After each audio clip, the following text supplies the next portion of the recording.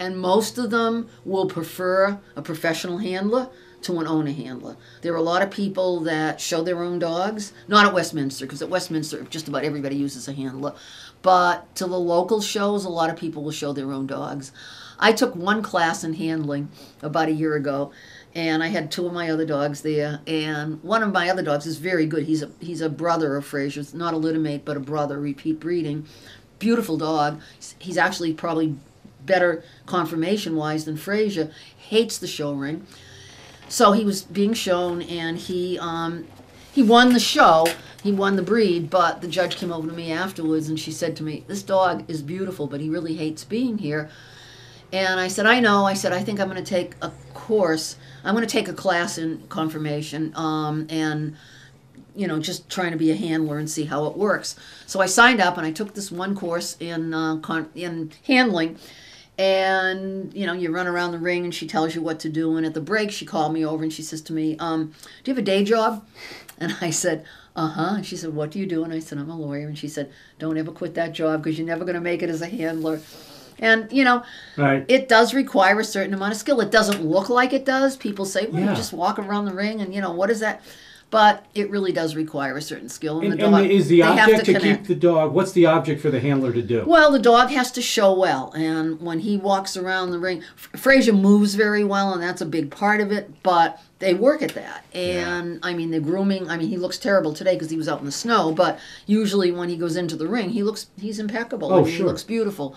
And he's on 12 supplements a day, which makes his coat grow and which makes it shiny, and they they bathe him 3 times a week, and he's going to look terrible in a week because I can't do all of that.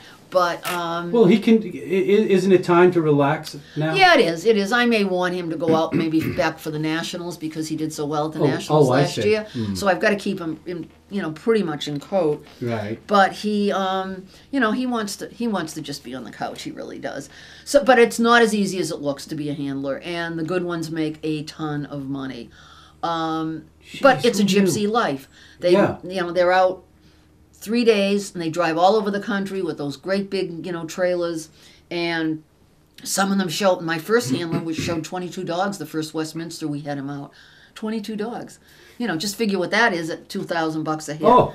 It's insane. Well, look, I think at some point everybody checks out the dog show this time of year. Whether they watch the whole thing or they watch pieces of it. I know I did. Yep. Did you? Do you watch? Oh, of course. I always look for my breed. Everybody has their breed that they love. Do you think that dog shows in general promote pets and the acquiring of pets? Do you think it's good for? I do. Yeah, absolutely. I do. I can remember. I've been a dachshund person all my life, but when I started, I've been going to Westminster for 15 years. And, I've only been showing there for 5, but I went 10 years before I started showing. And my dream was to have a dog at Westminster. I never thought I'd have a number 1 dog, but I always had dreamt that. But then I would look around at some of the other breeds, and I thought, I really like, if I had to pick a second choice dog, I really like the PBGVs. Do you know those? They're the Petite Basset Griffon Vendôme. They're a beautiful dog, and they're relatively new, recognized at Westminster, and they're just neat dogs. And if I wanted a big dog, I'd love to have an Afghan hound, but that's forever grooming and way too much work. But yes, they're gorgeous. But they're beautiful, they beautiful really dogs. Are. Yes. But it's great just walking around and seeing them, and of course you're seeing the best of the best, and they're spectacular dogs. But just to get them in coat and to get them ready is huge.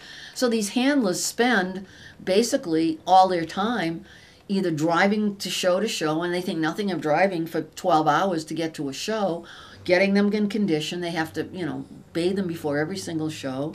The supplements, the special food. But they're not with the dog. You said you hadn't seen your dog, this dog here, for 2 years. I haven't had him home. I've seen him at shows. You've seen him at shows. But who does he only live big with? shows. Who does he stay with? He lives with the handler. I see. He lives with the handler in Florida. So if a handler handles more than 1 dog, are all those dogs with the handler? Yes. Yep. Well, isn't that hard to have all those dogs together? It's like play school. You know, they play together. And that was the other question. Yeah, they get along. I mean, they have to get along. It's amazing how they get together. along. They don't even go up to each other. They don't even try to. Like when at you the show, they don't, because they're very well disciplined and they're well behaved. I mean, he's perfect in the ring. He gets home and he's a nightmare. I see. Yeah, in the ring he is. Right. Yeah, he's very good in the ring, but he's not so good at home. But anyway, because he's got other dogs at home that want to play and want to jump around But he's got a bad hair day. Look at him, though. Look at him. Bad hair day. He looks like a champion, doesn't he? Yes, and he loves his mom. Oh, look at that. He misses mommy, doesn't he? Oh. He's a good boy. He's a really good boy. And, that is wonderful. It's nice to have him home, but I'm going to really miss having him out. Also, I would think so. You're not going to give up on this. Oh God, no! I'll have another one out by next year. Okay. But are you addicted? Yeah. Okay. I really am. Yeah. I mean, when he's out, I'm online every day looking at the rankings, looking at the show results. I even subscribe so I could get the advanced show results. So the minute the show's over, they come in on my computer. The rankings I watch daily to see whether he's still number one, and he's been number one every month this year for the whole 2012. Breeding, we're gonna breed him. He's been bred once. Does that help? I mean, financially? It's only a tiny dent. It is. Yeah, and I've never sold a dog. We bred him once before, and I got one puppy instead of the fee. I got the puppy. Okay. And then the one that has the bitch gets the money anyway. Yeah. You just get a stud fee. Oh yeah. But his stud fees now are worth a lot because of his ranking. Right. Because he's so highly ranked, they're worth more now. He's difficult to breed. We've tried a few times and it hasn't worked. Oh. But we're gonna bring back the man who has the overall number one is giving me one of his bitches to breed with Frasier. Oh. And so we're gonna try that, and we're gonna get some help here from the vets to help with the breeding. Yes. I've never done that before. I've always wanted to, but I'm at work every day, so Sure. I can't have 6 puppies sitting in the office. No. So that wouldn't work.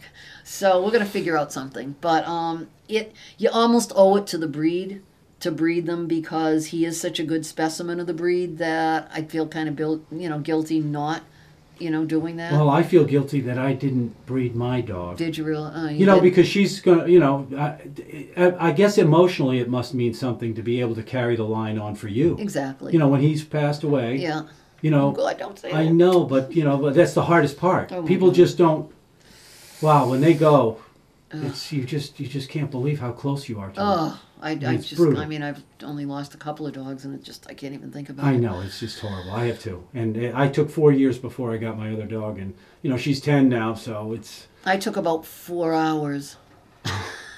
But my friend Tim Lepre has a great line. He always said to me, because he's always had multiple dogs when I still had one, and he'd always say, "You need an heir and a spare."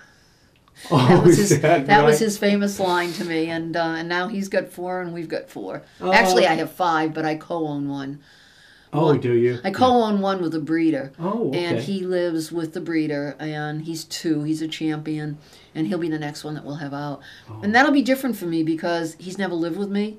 I just co-own him, but it's not the same emotional kind of thing. Is the goal to be the best in show? Right. Yeah. Well, not best in show. Dachshunds have never been the best in show. But they could be. The goal, they never have in 138 years. So the goal is to have a dog that ranks as well as Frasier ranked. Okay. If I can have a dog that's number 1, I'll be thrilled, or number 2. I mean, that's really the goal. Okay. And to do that, you got to be somewhere where there are the points, and they aren't in New England. So in other words, because he was in Florida, that's where the bulk of the shows are, and he was shown every single weekend, all year long. So he ended up with all of these points because he was in Florida. If he were in New England, he wouldn't have as many points. He would be the same dog, and he was being obviously as good, but the points wouldn't be in his favor.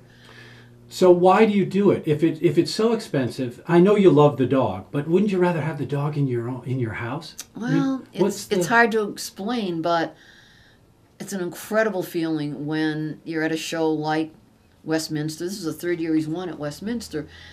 And there you are in Madison Square Garden with thousands and thousands of people, and they look at your dog and say, like that and point, and it's like, oh my God, that's my dog.